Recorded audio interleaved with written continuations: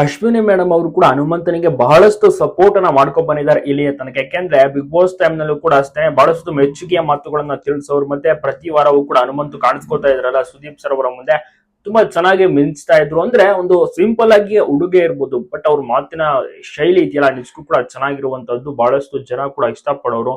ಹನುಮಂತು ಆಟ ಆಗಿರ್ಬೋದು, ಆತ ಅವ್ರು ಮಾತನಾಡುವಂತ ಶೈಲಿ ಎಲ್ಲವೂ ಕೂಡ ಚೆನ್ನಾಗಿರೋದು. ಮುಗ್ಧತೆಯಿಂದ ಅವರ ಒಂದು ಎಲ್ಲವೂ ಕೂಡ ಇರೋದು. ಸೊ ಹೀಗಾಗಿ ತುಂಬಾನೇ ಇಷ್ಟಪಡುವಂತವ್ರು ಅಶ್ವಿನಿ ಮೇಡಮ್ ಕೂಡ ಬಹಳಷ್ಟು ಮೆಚ್ಚುಗೆ ಮಾತನ್ನ ತಿಳಿಸಿದ್ರು. ಅತಿ ಶೀಘ್ರದಲ್ಲಿ ಹನುಮಂತನನ್ನು ಸಹ ಮೀಟ್ ಮಾಡಿ ಅವರಿಗೆ ಏನಾದ್ರೂ ಒಂದು ಇಷ್ಟ ಬಂದಿದ್ದನ್ನು ಕೂಡ ಕೊಡ್ತಾರೆ. ಹನುಮಂತು ಕೂಡ ಮೀಟ್ ಮಾಡಬೇಕೆಂಬ ಆಸೆ ಇಟ್ಕೊಂಡಿದ್ದಾರೆ. ಮತ್ತೆ ಅಪ್ಪು ಅವರ ಸಮಾಧಿಗೆ ಹೋಗಿ ಪೂಜೆಯನ್ನು ಸಲ್ಲಿಸಬೇಕೆಂಬ ಆಸೆಯನ್ನು ಕೂಡ ಇಟ್ಕೊಂಡಿದ್ದಾರೆ. ಅತಿ ಶೀಘ್ರದಲ್ಲಿ ಅದು ಕೂಡ ನೆರವೇರಲಿ ಅಂತ ಎಲ್ಲರೂ ಕೂಡ ಪ್ರಾರ್ಥನೆಯನ್ನ ಸಹ ಮಾಡ್ಕೋತಾ ಇದ್ದಾರೆ. ಹನುಮಂತು ಇನ್ನಷ್ಟು ಕಾರ್ಯಕ್ರಮಗಳಲ್ಲಿ ಮಿಂಚಬೇಕು, ಮತ್ತೊಮ್ಮೆ ಟಿವಿಯಲ್ಲಿ ಕಾಣಿಸ್ಕೋಬೇಕು ಅಂತ ಕೂಡ ಎಲ್ಲರೂ ಬಯಸ್ತಾ ಇದ್ದಾರೆ.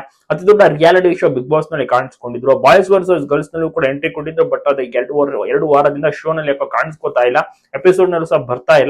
ಅದಕ್ಕೆ ಕಾರಣ ಗೊತ್ತಿಲ್ಲ. ಇನ್ನುಳಿದಂತೆ ಪ್ರೋಗ್ರಾಮ್ ಗಳಲ್ಲಿ ಅಥವಾ ಬೇರೆ ಬೇರೆ ಅಂದ್ರೆ ಈವೆಂಟ್ ಗಳಲ್ಲಿ ಕೂಡ ಭಾಗಿಯಾಗ್ತಾ ಇದ್ದಾರೆ ಅವರವರ ಉತ್ತರ ಕರ್ನಾಟಕದ ಊರಿನಲ್ಲಿ. ನಿಮಗೂ ಕೂಡ ಇಷ್ಟ ಅಶ್ವಿನಿ ಮೇಡಮ್ ಬಹಳಷ್ಟು ಮೆಚ್ಚುಗೆ ಮಾತನ್ನ ತಿಳಿಸುತ್ತಾ ವಿಷಸ್ ಗಳನ್ನು ಕೂಡ ತಿಳಿಸಿದ್ದಾರೆ.